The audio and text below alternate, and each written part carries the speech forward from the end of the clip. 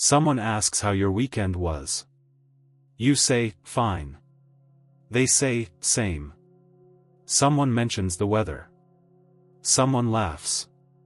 And somewhere inside you, something quietly dims. It's not that you dislike people. It's that this doesn't feel like connection.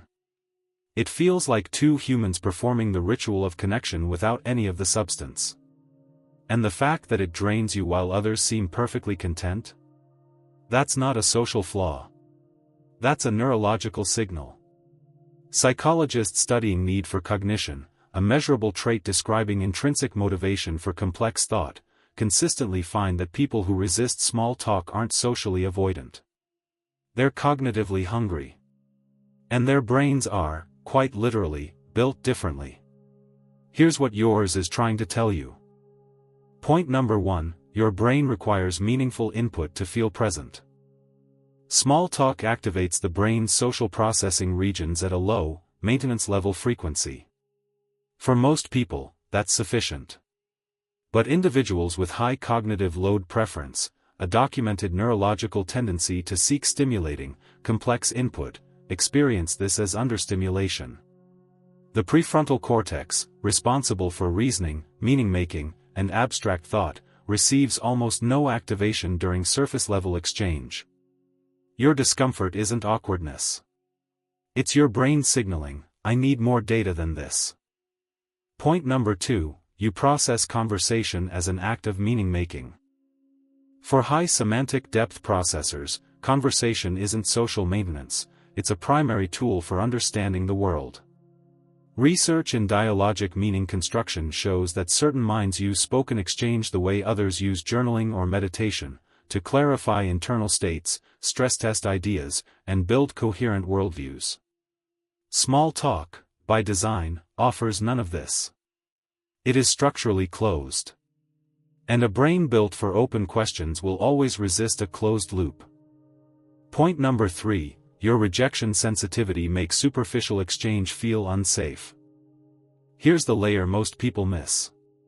For individuals with elevated rejection sensitivity, a heightened neural response to potential social exclusion, small talk carries invisible risk. The shallowness of the exchange offers no real signal of acceptance or genuine connection. Your nervous system reads this ambiguity as low-grade threat.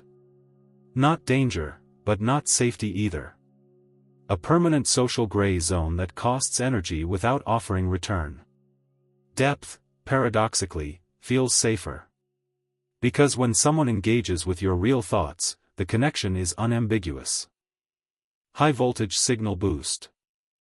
A practical pause, because hating small talk doesn't mean you can avoid it entirely.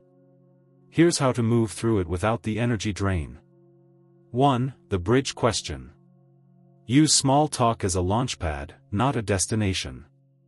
After any surface exchange, ask one level deeper question: what made you get into that, or how did that actually feel? Research on conversational depth scaffolding shows this single move consistently shifts exchanges from maintenance to meaning, for both people. 2. The 5-minute reframe. Tell yourself small talk has a timer. You're not performing indefinitely, you're in a brief social entry ritual. Knowing it has an endpoint reduces the cognitive resistance your brain generates when it perceives open-ended understimulation. 3. Find your frequency.